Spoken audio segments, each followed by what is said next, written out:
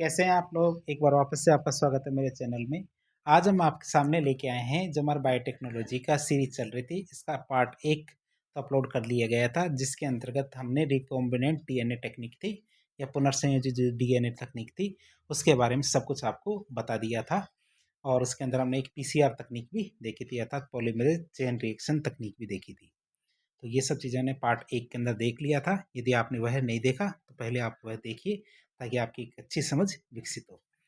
तो इसकी क्रम में हम क्या है इसके आगे बात करेंगे। अब आज का हमारा टॉपिक रहेगा डीएनए फिंगरप्रिंटिंग या डीएनए प्रोफाइलिंग जिसे कहते हैं। तो सबसे पहले इसकी परिभाषा के बारे में बातचीत करते हैं।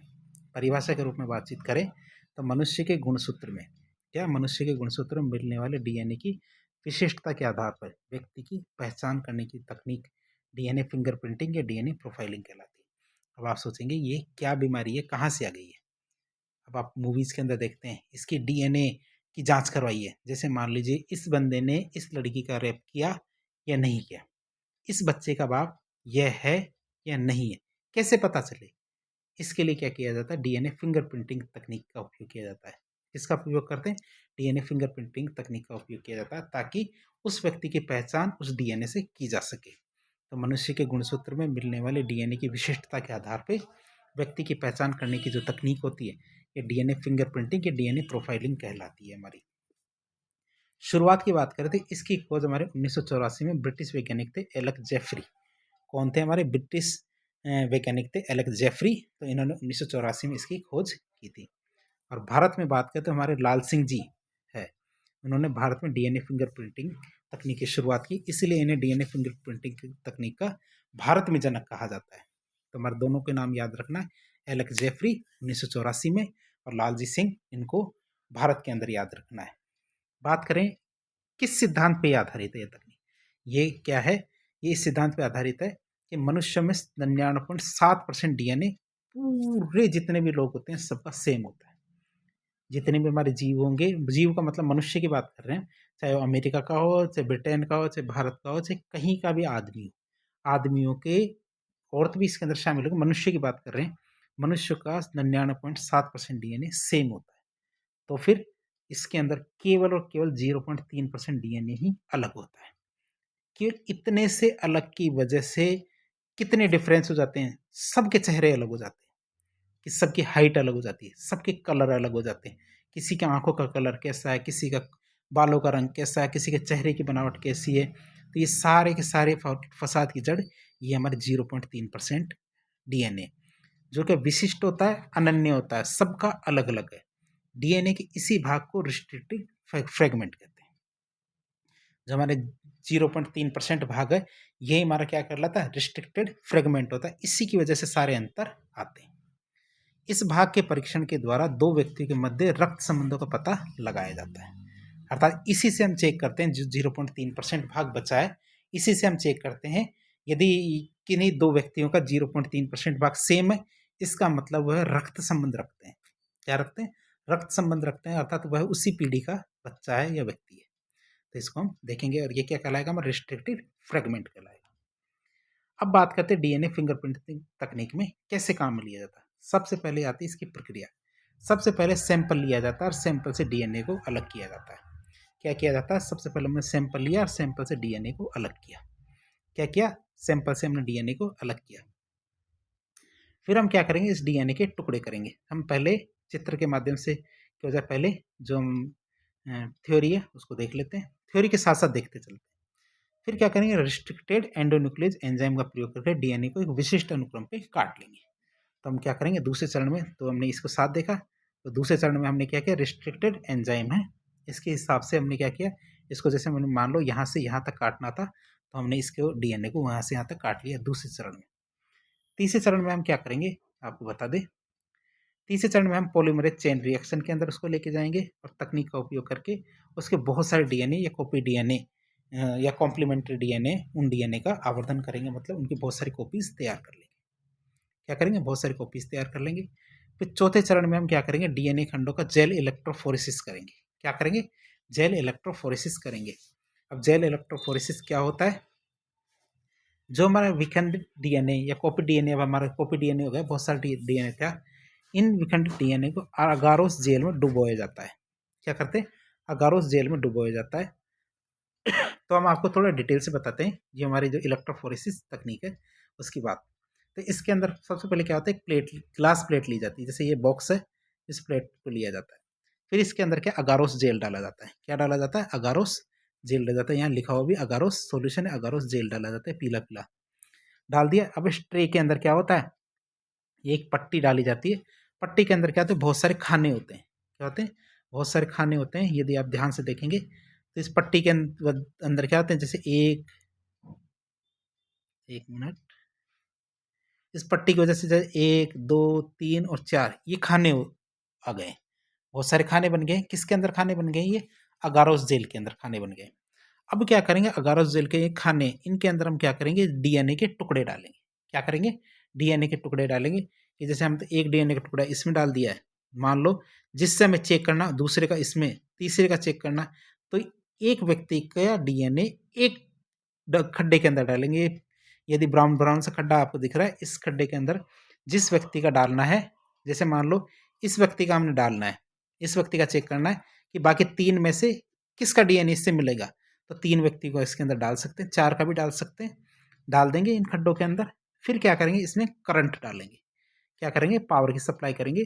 जो अगले में देख रहे हो आप कि ये इसमें कैथोड और इधर से एनोड, इसमें क्या है, कैथोड और एनोड के माध्यम से पावर सप्लाई की जाएगी। जैसे इसके अंदर पावर सप्लाई की जाएगी, ये डीएनए के टुकड़े क्या करेंगे, भागेंगे पावर की वजह से। क्या? भागेंगे।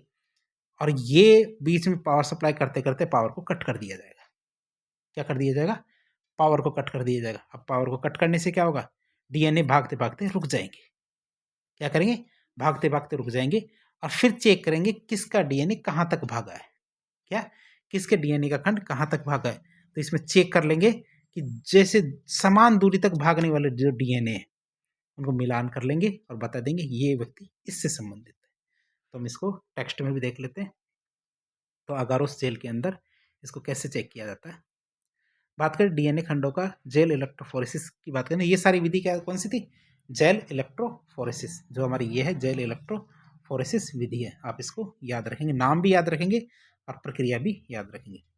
जेल इलेक्ट्रोफोरेसिस, तो विकेंद्रित डीएनए इसको अगारोस जेल में डुबोया जाता है। उसके बाद विद्युत आवेश प्रवाहित किया जाता है, मतलब करंट दिया जाता है, जिससे ये खंड क्या अपनी लंबाई के अनुसार व्यवस्थित हो जाते हैं या फिर थोड़ा आगे पीछे दौड़ते हैं या भागते हैं।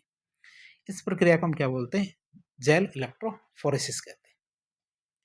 क्यों? क्योंकि इसमें अगारोस जेल होता है और इलेक्ट्रोफोरेसिस मतलब इसमें करंट भी दिया जाता है, इसलिए इसको क्या बोलते हैं, जेल इलेक्ट्रोफोरेसिस कहते हैं।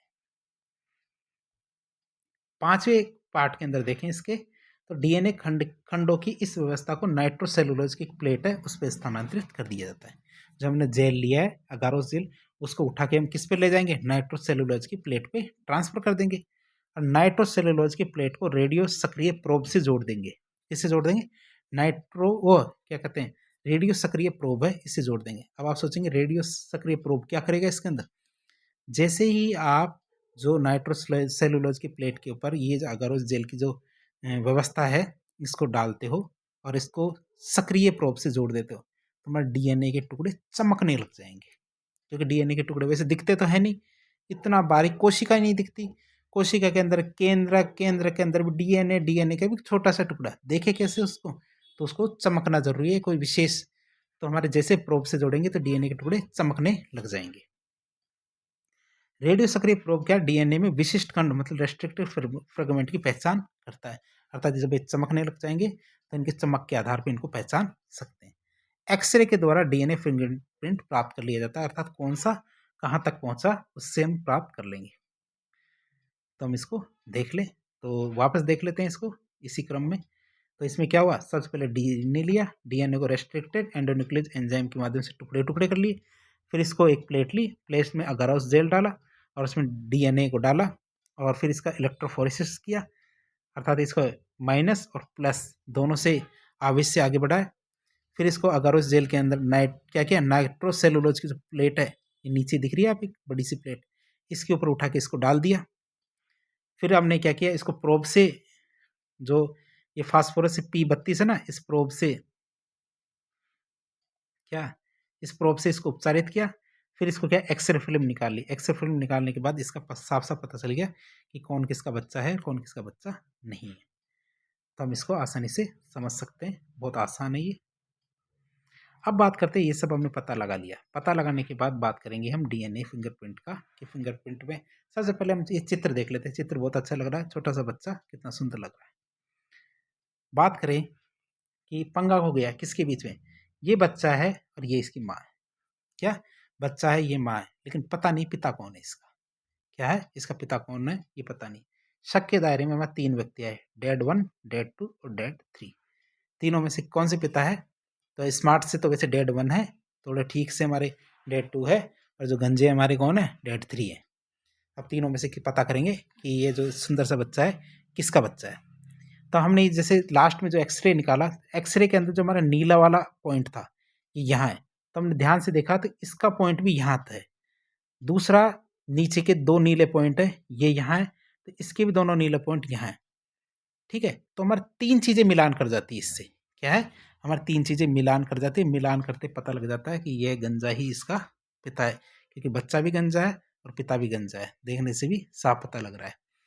तो ये थोड़ी मजाक है, लेकिन इसमें क्या है, इसी तरह से हमारे क्या है, एक्सरे फिल्म निकाली जाती है, जिसमें के बाद हम क्या है, इसका मिलान कर लेते हैं। और इसके मिलान करने पर पता चलता है कि बच्चा या फिर जो हमारी संतति है वह किस डीएनए से मिलान करती है। अब बात करते हैं इस तकनीक के फ़ायदे क्या हैं। इस तकनीक के फ़ायदे क्या हैं? पहला फ़ायदा तो यहाँ ये पहला तो ये फॉरेंसिक साइंस में, कि जो फॉरेंसिक साइंस में इसका उपयोग किया जाता है, मतलब अपराधी की पहचान करने में। अर्थात जो हमें कहते हैं ना कि जो हमारे अब जहाँ पे अपराध हुआ है यहाँ से हमें डीएनए मिला है, डीएनए में क्या है, उसका बाल मिला है, थूक मिला है, या फिर हमने उसके ब्लड मिला है। तो बहुत सारी चीज़ें होती है जिसके माध्यम से हमें डीएनए मिल सकता है, और उस डीएनए से हम क्या कर सकते हैं, उस अपराधी की पहचान कर सकते हैं। पैतृकता वाले मामले होते हैं, उनकी जांच करने में इसका उपयोग किया जा सकता है, कि कौन किसका पिता है, कौन किसकी माता है, इसका पता लगाने में। अस्पताल में जो बच्चे होते हैं, यदि बच्चों की अदला बदली हो जाए, मेरा बच्चा किसी और के पास, किसी और का बच्चा किसी और के पास, जैसे हमारी बहुत सारी मूवी होती है, मूवी में ऐसा ही होता है। जैसे हमारी एक मूवी आई थी अभी जो शहजादा नाम से, तो शहजादा नाम से तो उसमें भी क्या बच्चों की अदला बदली कर दी जाती है।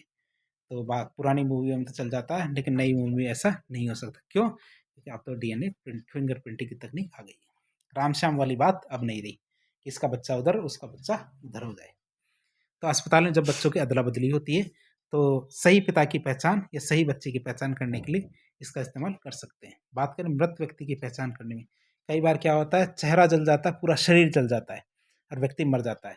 तो कई बार मृत व्यक्तियों में पहचान नहीं हो पाती कि कौन सा व्यक्ति कौन सा है, तो यह वास्तव में उस व्यक्ति की मृत्यु हुई है या नहीं। तो इसकी पहचान करने में हमारा डीएनए फिंगरप्रिंटिंग तकनीक काम आती है, कि वह व्यक्ति मर चुका है या जिंदा है, इसकी पहचान करने में। बात करें जैसे एक और सीन है, जैसे हमारे ये बहुत अच्छा व्यक्ति है, इसकी क्या है, मृत्यु हो गई है। क्या है, जो ये लड़की है, इस लड़की, ये सुंदर सी लड़की है, इसकी मृत्यु हो गई और चाकू से किसी ने इसको मार दिया है। मारने के बाद पता चला क्राइम सीन से हमें एक डीएनए मिला, जिसकी प्रोफाइलिंग ये है। क्या प्रोफाइलिंग का मतलब, जो उसका एक्सरे के अंदर निकल के आता है, तो ये प्रोफाइल निकल के आती है इसकी। तो बात करते हैं, 3 विक्टिम निकल के आते हैं, कि एक तो ये है छोटा चेतन, ये छोटा छतरी, और ये हमारा छोटू डॉन। तो तीनों लोग हैं। तो इनमें से कौन इसका सस्पेक्ट असलियत में इसका कातिल निकलेगा, तो इसके लिए हमारे जो पार्ट देख रहे हैं, पार्ट 2 के अंदर हम इसका कातिल निकाल के ही मानेंगे। फिर अगर हम क्या करते हैं, इसका जैसे एक्सरे फिल्म निकालते हैं, तो मिलान करके देखते हैं, तो ये पहली लाइन से पता चल जाता है। क्या पहली लाइन से पता चल जाता है कि ये इससे मिलान कर गया, ये इससे मिलान कर गया, ये भी इससे मिलान कर गया। जो और मोटी लाइन है, ये मोटी लाइन से मिलान कर गया, ये इससे, और ये तो 100% ही मिल गया है कि जो हमारा छोटा छतरी है, ये इस लड़की का कातिल निकलता है। तो इसके लिए आप क्राइम पेट्रोल देखते रहिए, यदि आप इस तरह की चीज़ें समझना चाहते हैं। तो हमारा जो सस्पेक्ट 2 है, यही इसका कातिल निकलता है। तो इस तरह से हम क्या कर सकते हैं, जो हमारे कातिल है, जो हमारे अपराधी है, इनकी पहचान कर सकते हैं डीएनए प्रोफाइलिंग के जरिए। अब हम बात करते हैं, डीएनए प्रोफाइलिंग तो कर ली, अर्थात जासूसी भरे काम सारे कर लिए। अब इलाज के काम करते हैं। इलाज के काम की बात करें, सबसे पहले हम सोचते हैं, सोच के देखते हैं, कई लोगों को ऐसी बीमारियां होती है जो जन्मजात होती है। क्या होती है? जन्मजात होती है, जन्म से उनकी बीमारियां होती हैं। तो हमें कई बार पता भी चल जाता है, यदि इनके माँ बाप की ये बीमारी है, तो हो सकता है बच्चों को भी बीमारी हो। तो हम ऐसा क्या कर सकते हैं कि बच्चों को भी बीमारी ना हो? हम क्या कर सकते हैं उनके बच्चों की बीमारी ना हो? तो क्यों ना हम उनके जीनों की थेरेपी कर दें? क्या कर दें? उनके जीनों की चिकित्सा कर दें, जीनों का इलाज कर दें, जिसकी वजह से बच्चों में बीमारी ना हो। तो ऐसा हम कैसे कर सकते हैं, इसको हम देखेंगे। अर्थात जीन थेरेपी कैसे करेंगे ताकि बच्चों में वह बीमारी ना हो, इसको रोकने के लिए। शरीर में पाए जाने वाली जो कोशिकाएं और उत्तक होती है, क्या शरीर में पाए जाने वाली कोशिकाओं और उत्तकों में किसी जीन को प्रवेश करा करके क्या करेंगे, जो बच्चा है उसमें हम क्या करेंगे, सही जीन प्रवेश करा देंगे। क्यों? क्योंकि उसके शरीर के अंदर कोई खराब जीन है, खराब जीन की वजह से क्या है, उसके अंदर वो बीमारी होती है। हम क्या करेंगे, एक सही जीन उसके अंदर प्रवेश करा देंगे। तो पहला काम तो हम क्या करेंगे, प्रवेश करा करके सही जीन प्रवेश करा देंगे।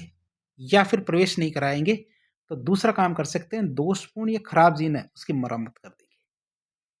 क्या कर देंगे, दोषपूर्ण ये जो खराब जीन है उसको ठीक कर देंगे।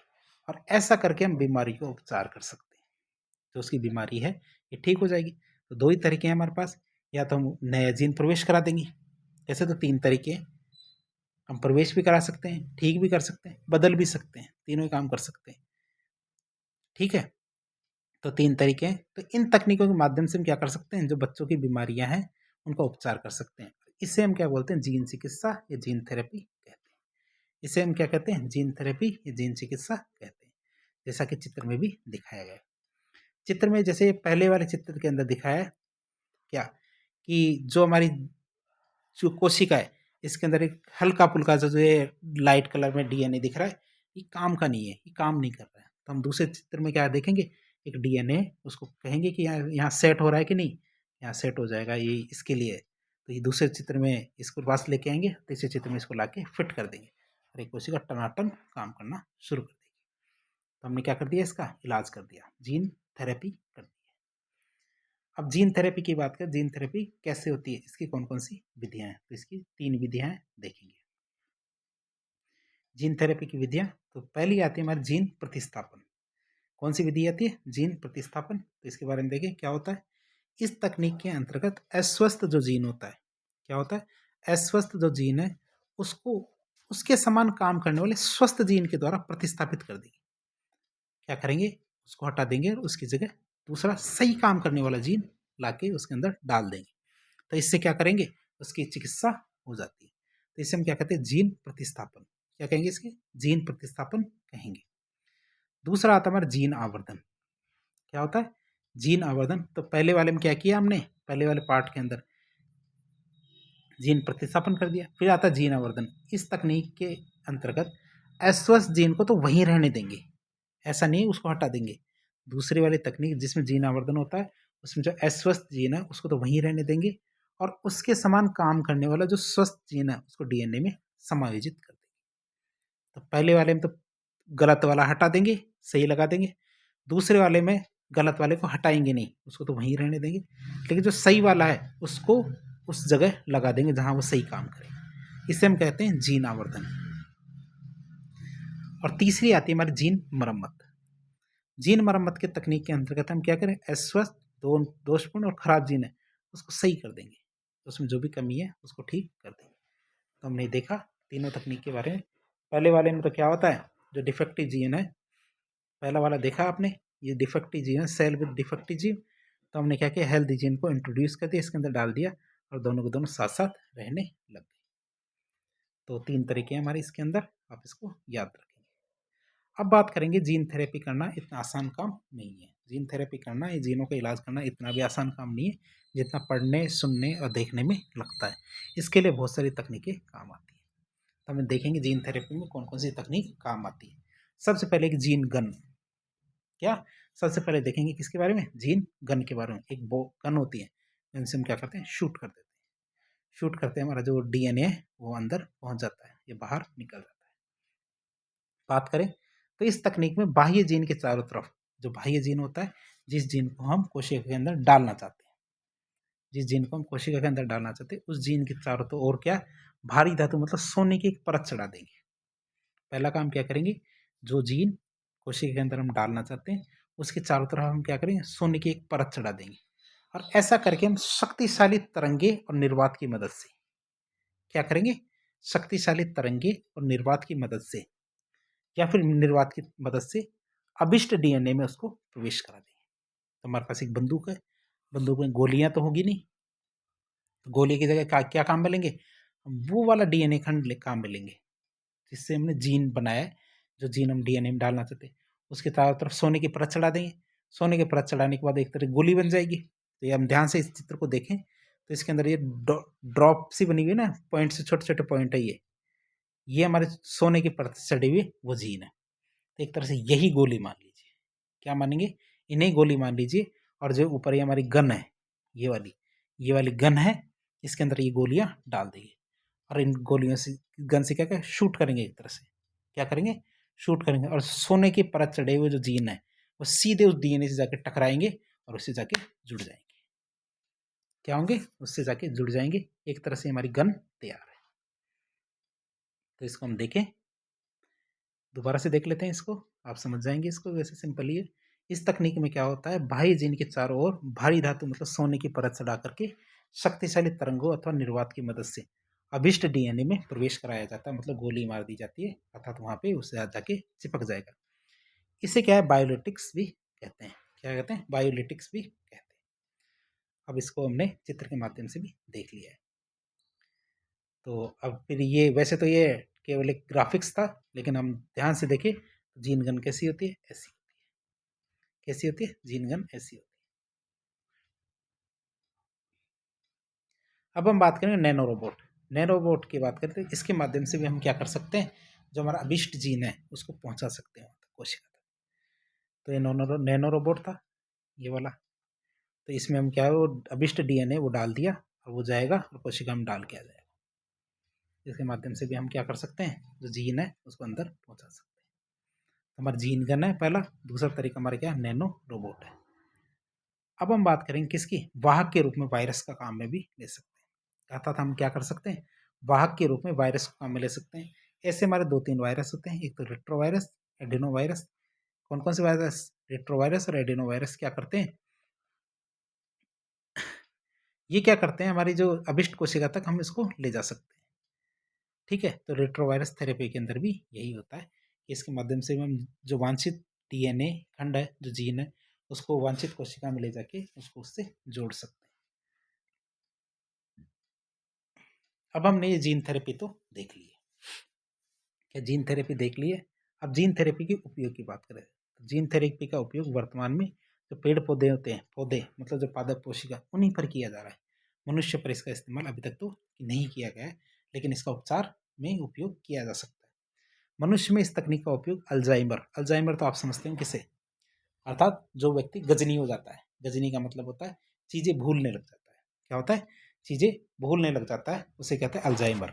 अर्थात जो हमारे मस्तिष्क का एक विशेष हिस्सा काम करना बंद कर देता है उम्र की वजह से। जैसे जैसे जीर्णता आती है, बुढ़ापा आता है, तो हमारे मस्तिष्क का एक हिस्सा धीरे धीरे काम करना बंद कर देता है, जिससे हम चीजें भूलने लग जाते हैं। इस बीमारी को हम क्या बोलते हैं, अल्जाइमर। दूसरा होता है पार्किंसन। पार्किंसन डिजीज भी हमारी एक तरह की डिजीज है, जो हमारी जेनेटिक डिजीज है। और एक sickle cell anaemia. Sickle cell anaemia में क्या होता है, जो हमारे रेड ब्लड कार्पल्स होती है, लाल रक्त कणिकाएं, ये कैसी हो जाती है, सिकल के आकार की हो जाती है। जो हंसियां होता है, हंसियाकार, तो हंसियां जैसे हमारे गाँव के अंदर दांतड़ी होती है, तो दांतड़ी के आकार की या हंसी के आकार की हो जाती है, जिसकी वजह से क्या है, हमारे मच्छर मरने लग जाते हैं। जैसे क्या है, ऐसे जैसे मान लो अफ्रीका के लोगों में ये एक बहुत इंटरेस्टिंग बीमारी है, कौन सी, सिकल सेल एनीमिया। इसमें हमारी क्या होती है, वैसे तो जो लाल रक्त कोशिकाएं होती है इस तरह की होती है, इनमें क्या केंद्रक तो होता नहीं है, लेकिन इस तरह की होती है। लेकिन जिनमें जो अफ्रीका के लोग होते हैं हमारे, उनमें क्या सिकल सेल एनीमिया की बीमारी होती है, कई लोगों में होती है। मतलब उसमें क्या लाल रक्त कोशिका कैसी हो जाती है, इस तरह की हो जाती है, इस तरह की होके इस तरह की हो जाती है, इस तरह की हो जाती है। जैसे ही मच्छर उनका खून चूसता है, और ये लाल रक्त कोशिकाएं जो इसके हंसिए का आकार की होती है, सिकल सेल टाइप की हो जाती है। इनको जैसे मच्छर लेता है और मच्छर मर जाता है, तो उनके लिए तो बहुत बढ़िया है। लेकिन ये धीरे धीरे ये क्या होती है, ये कोशिकाएं जो हमारे सिकल सेल में बदल जाती है, ये एक नुकसान भी करती है। मच्छरों को तो मारने का काम करती है, लेकिन ये ऑक्सीजन का परिवहन में दिक्कत करती है। हमारे लाल रक्त कोशिकाएं क्या करती है, ऑक्सीजन को एक जगह से दूसरी जगह और कार्बन डाइऑक्साइड को भी एक दूसरे का परिवहन करने के काम आती है। लेकिन जो सिकल सेल होती है ये ऑक्सीजन का परिवहन नहीं करती, इसलिए उनके शरीर में क्या हमेशा ऑक्सीजन की कमी पाई जाती है और या फिर इनके एनीमिया हो जाता है, अर्थात उनके खून की कमी रहती है। तो ये एक तरह की बीमारी है, आप इसको प्रिविलेज ना लें। तो हमारे जो अल्जाइमर है, पार्किंसन है, सिकल सेल एनीमिया है आदि के उपचार में इसका उपयोग किया जाता है। कोई भी ये ना सोचे कि काश हमें ऐसी बीमारी हो जाए, इसकी बजाय तो हम क्या है मच्छरदानी लगाना ही ठीक समझेंगे। अब आगे बात करते हैं, अगला टॉपिक आता है इसके अंदर हमारा जीन एडिटिंग या जीन संपादन। क्या था जीन एडिटिंग या जीन संपादन की बात करें, जिसको जीनोम एडिटिंग भी कह सकते हैं, इसके बारे में हम बातचीत करते हैं। तो जीन एडिटिंग या जीन संपादन की बात करें, परिभाषा क्या है? तो परिभाषा के रूप में देखें तो ये जेनेटिक इंजीनियरिंग का एक प्रकार है। ये क्या है? जेनेटिक इंजीनियरिंग का एक प्रकार है जिसके तहत के किसी कोशिका में पाए जाने वाले किसी कोशिका में पाए जाने वाले डीएनए में किसी जीन का प्रवेश कराया जाता है।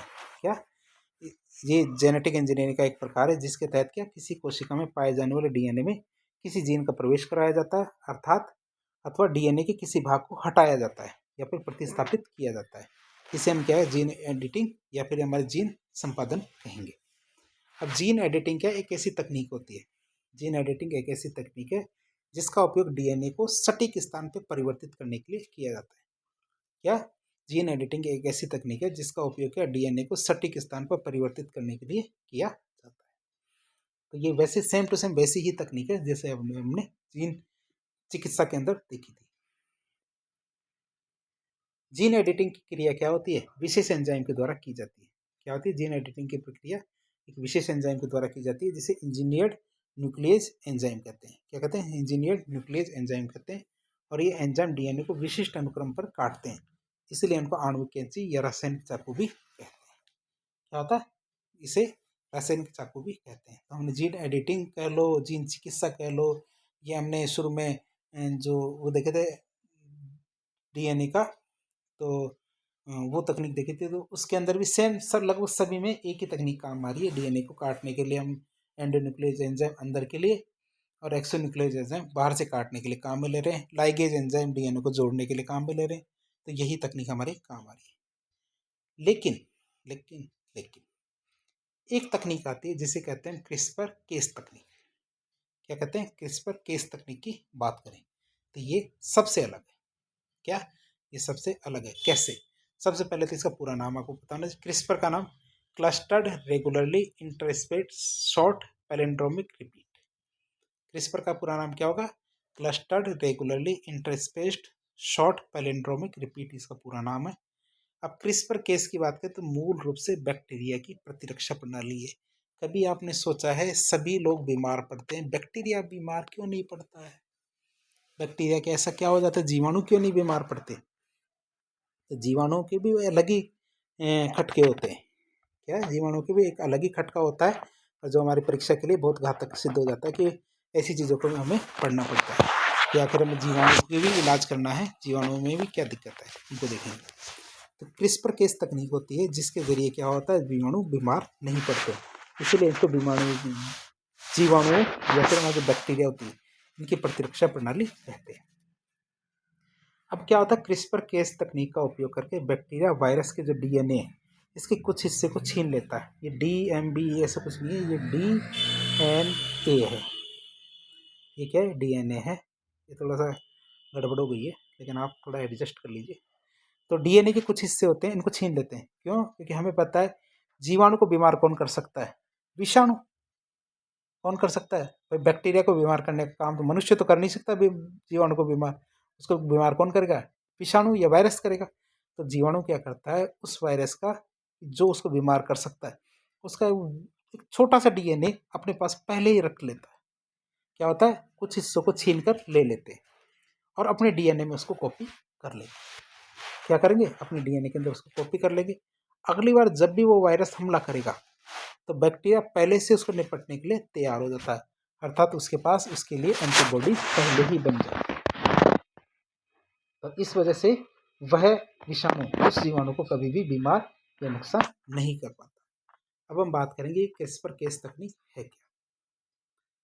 बात करें क्रिस्पर केस तकनीक, तो इस तकनीक में क्या होता है, यह भी एक जीन एडिटिंग की उन्नत तकनीक है।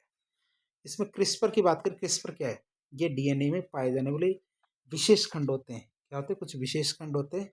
इनमें क्या छोटे छोटे खंड होते हैं जिनकी नियमित अंतराल पर पुनरावृत्ति होती है। तो आप इन चीज़ को जरूर याद रखेंगे कि इनमें छोटे छोटे खंड होते हैं जिनकी नियमित अंतराल पर पुनरावृत्ति होती है, अर्थात बार बार बार बार वही क्रम पाया जाता है। इनमें न्यूक्लियोटाइडों का क्रम दोनों ओर एक जैसा होता है। क्या होता है, न्यूक्लियोटाइड होते हैं, न्यूक्लियोटाइडों का क्रम क्या है, दोनों तरफ ऊपर और नीचे सेम ही रहता है, अलग अलग नहीं होता है। तो ये टुकड़े हमारे क्या कहलाते हैं, क्रिस्पर कहलाते हैं। फिर आप बात करें केस 9 की, तो यह एक एंजाइम होता है जो डीएनए को विशिष्ट अनुक्रम पर काटने के लिए आणविक कैंची की तरह काम करता है। जो हमारा न्यूक्लियस एंजाइम था, जो हम शुरू से याद करके आ रहे हैं, तो जीवाणुओं के अंदर न्यूक्लियस एंजाइम तो पाया नहीं जाता, उनके अंदर क्या पाया जाता है, केस 9। वहाँ क्या पाया जाता है, काटने के लिए केस 9 पाया जाता है, इसीलिए इसको क्रिस्पर केस 9। क्रिस्पर मतलब डीएनए का टुकड़ा, केस 9 मतलब काटने वाला। तो ये तकनीक होती है।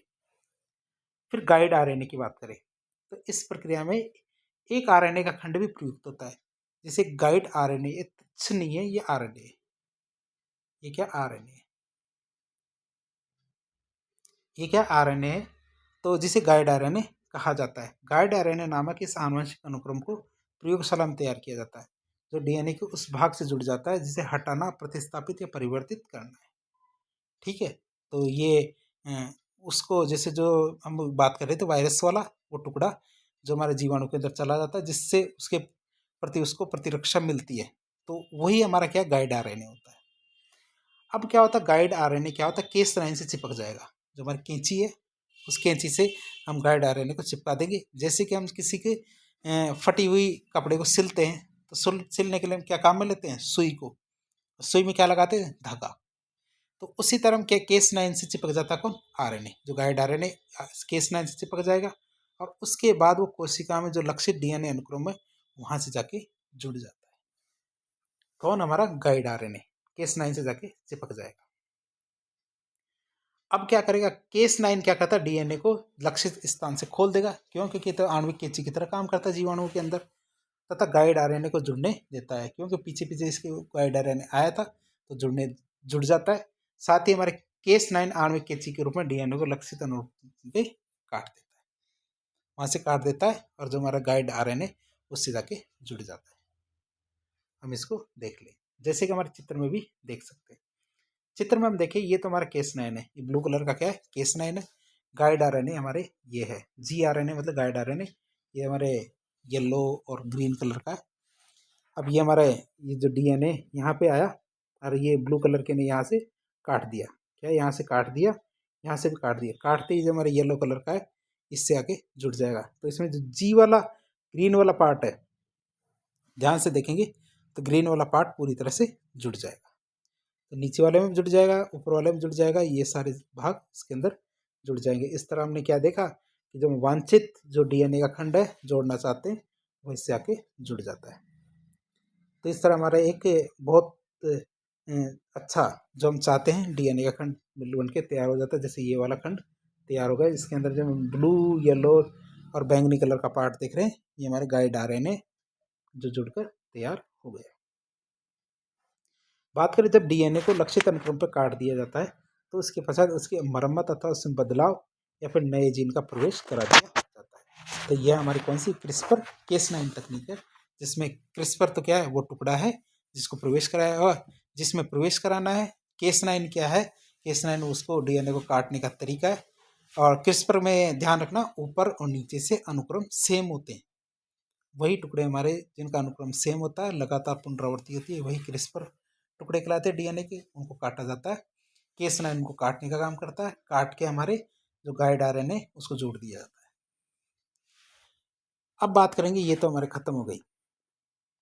अब नई तकनीक आती है, नई चीज आती है हमारी स्टेम सेल थेरेपी। क्या बोलते हैं, स्टेम सेल थेरेपी, जिसे स्तंभ कोशिका चिकित्सा कहते हैं। कई बार हम एक नई तकनीक को इसके अंदर इंट्रोड्यूस किया गया है, जिसके अंदर क्या होता है कि हमारी कुछ कोशिकाएं क्या होती है, बहुत सारी कोशिकाएं बना सकती है। प्रत्येक कोशिका में एक गुण पाया जाता है, उस कोशिका से दूसरी कोशिकाएं बन सकती है।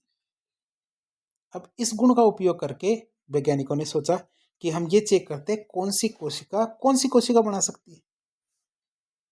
तो इस तरह से हमने क्या स्टेम सेल कोशिका की खोज की। किसकी खोज की? स्टेम सेल कोशिका की, जिसकी वजह से हम क्या कर सकते हैं, बहुत सारी बीमारियों का और बहुत सारी जो दिक्कतें हैं उनका इलाज कर सकते हैं।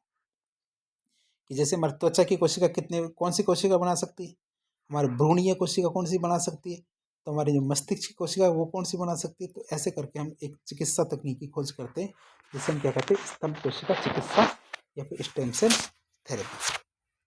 बात करें स्टेम सेल अविभेदित प्राथमिक कोशिकाएं होती है। क्या होती है? अविभेदित प्राथमिक कोशिकाएं होती है, जो शरीर की किसी भी अंग विशेष की कोशिका में परिवर्तित होने की क्षमता रखती है। तो स्टेम सेल क्या होती है? स्टेम सेल अविभेदित प्राथमिक कोशिकाएं होती है, जो शरीर के किसी भी अंग विशेष की कोशिका में परिवर्तित होने की क्षमता रखती है। उन्हें हम क्या कहते हैं? स्टेम सेल कहते हैं या फिर स्तंभ कोशिका कहते हैं। तो और फिर क्या है, धीरे धीरे क्या है, इसी के अंदर विकास करते हुए हमने क्या है, स्तंभ कोशिका चिकित्सा या स्टेम सेल थेरेपी जो विधि है इसका विकास कर लिया। अब आगे बढ़ते जाएंगे हम, और इसके अंदर क्या है, एक जो ये कितना सुंदर चित्र है, चित्र को हम थोड़ा जूम करके आपको दिखा देते हैं।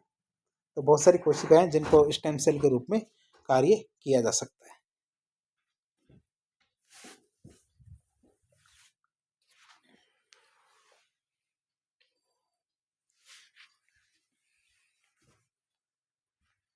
अब स्टेम सेल के रूप में हम बहुत सारी कोशिकाओं को काम में लिया जा सकता है, जैसे कि हमारे ब्लास्टोसाइट है।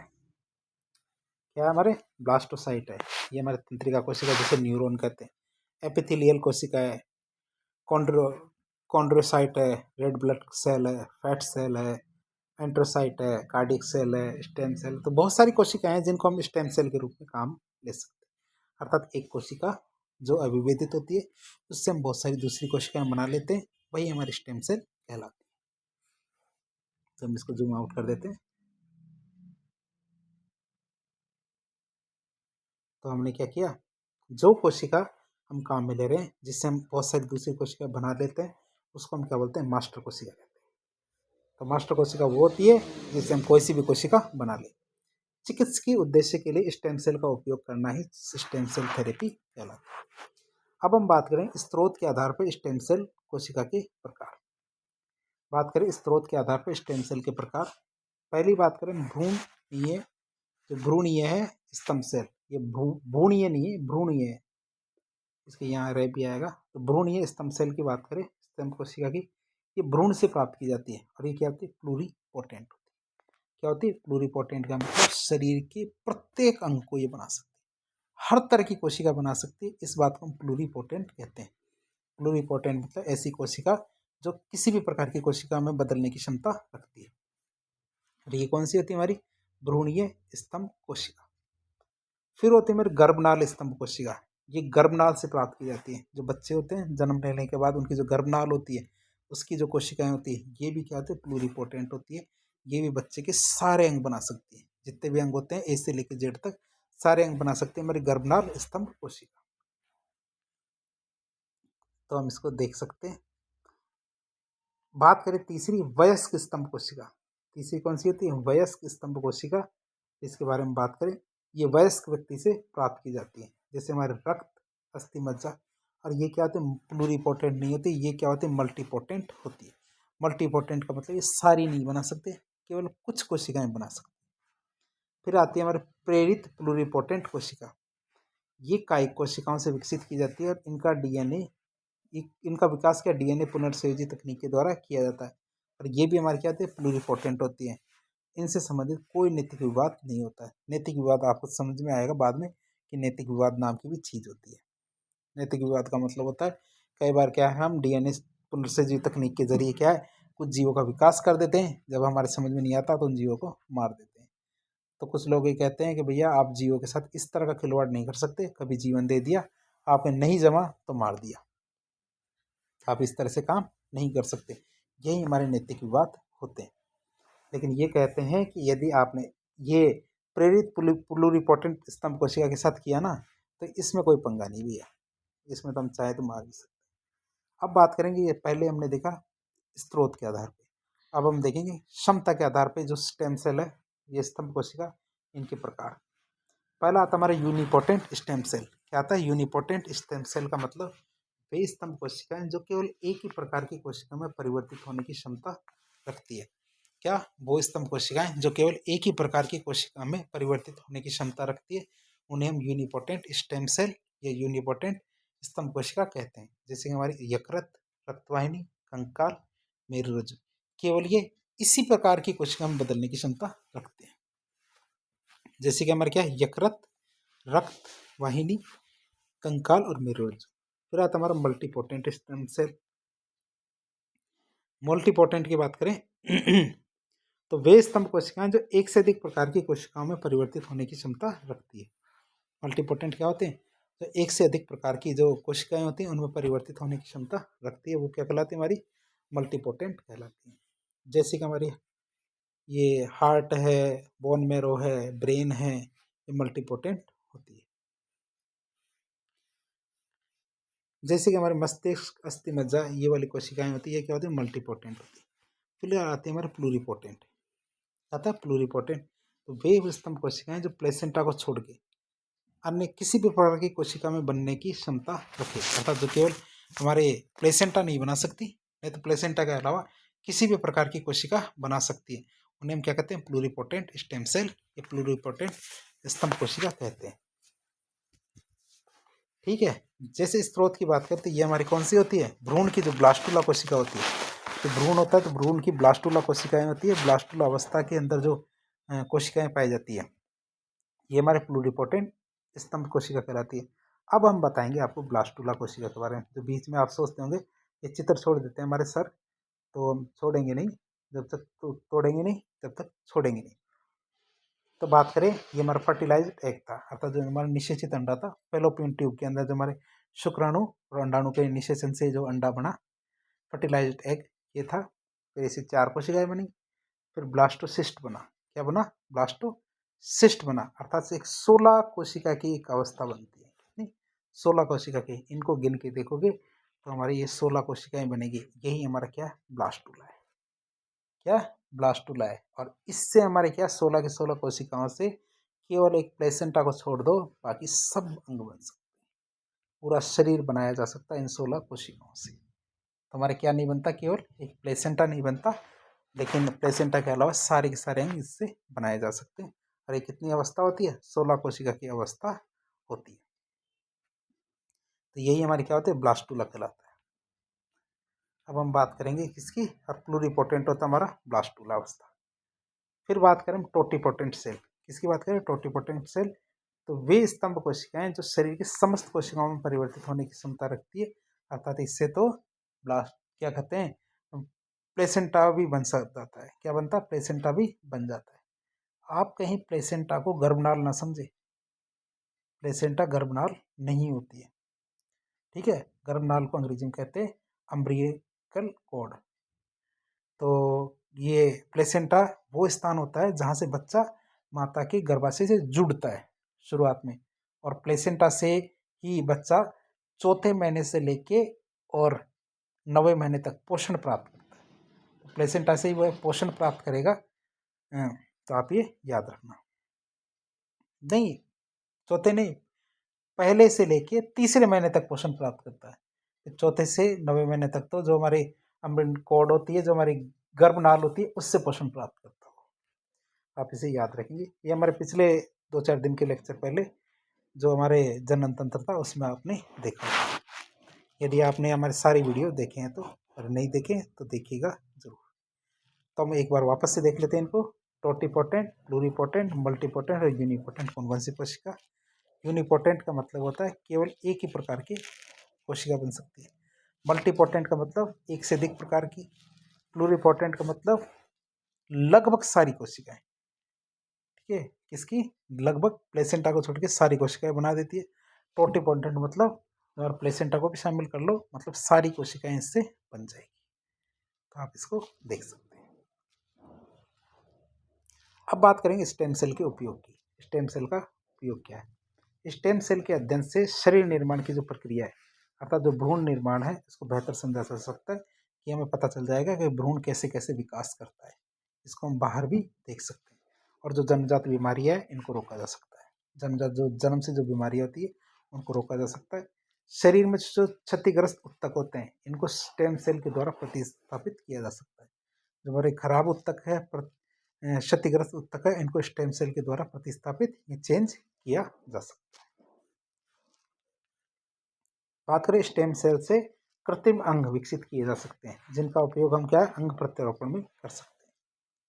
तो स्टेम सेल है, स्टेम सेल से हम क्या करेंगे कृत्रिम अंगों का विकास कर सकते हैं।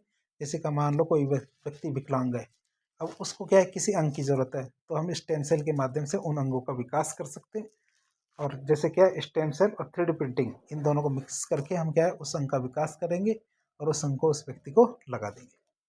नई दवाओं का परीक्षण करने के लिए स्टेम सेल की सहायता से अंगों या ऊतकों का विकास किया जा सकता है। कि जैसे हमें कोई नई दवाई देनी है, अब जैसे मान लीजिए किसी भी कंपनी ने कोई नई दवाई बनाई है, कोई क्या है कोई नई दवाई हमारी एक्स नाम की एक दवाई बनाई है। पहले क्या करते थे, कुछ लोगों को पैसा दिया जाता था, क्या कुछ लोगों को पैसा दिया जाता था, फिर उनको बीमार किया जाता था। उन लोगों को बीमार करके फिर उनको वो दवाई दी जाती थी। जैसे हमने एक्स नाम की दवाई बनाई और उस व्यक्ति को वो दवाई दी।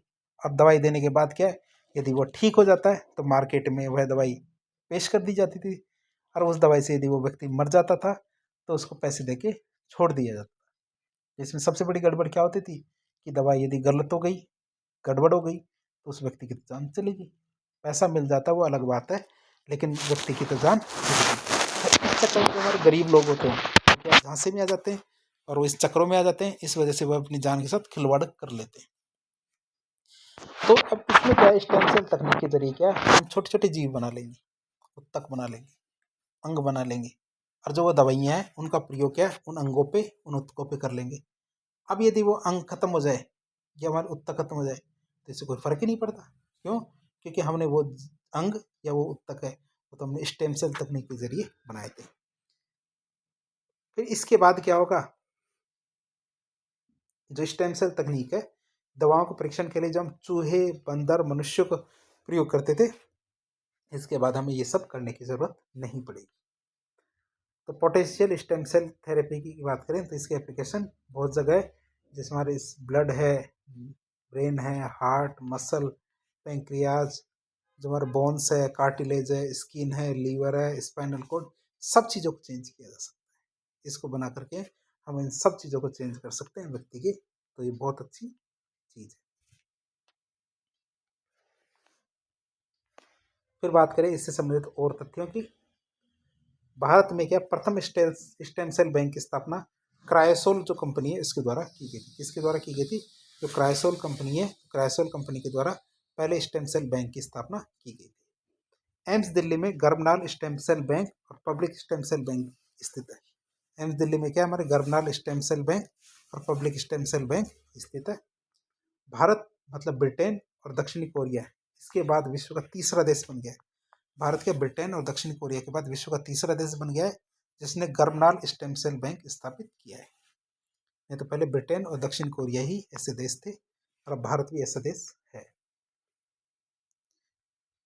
अब हम आज के लिए इतना ही रखेंगे। अगले लेक्चर में अगले पार्ट के अंदर अगला पॉइंट देखेंगे। तो आज के लिए इतना ही। ये हमारा पार्ट 2 था बायोटेक्नोलॉजी का। तो इस सीरीज के अंदर और आगे भी काफ़ी सारे पार्ट बनेंगे, आप हमारे साथ बने रहिए। यदि आपको वीडियोज़ पसंद आ रहे हैं तो वीडियो को लाइक करें, चैनल को सब्सक्राइब करें, अपने दोस्तों का शेयर करें, क्योंकि इस प्रकार की जानकारी आसानी से कहीं उपलब्ध नहीं होती है। तो आपकी उपलब्ध हो रही है तो आपके साथियों को भी इसके बारे में बताएं। तो वीडियो को लाइक करें, चैनल को सब्सक्राइब करें और शेयर करें।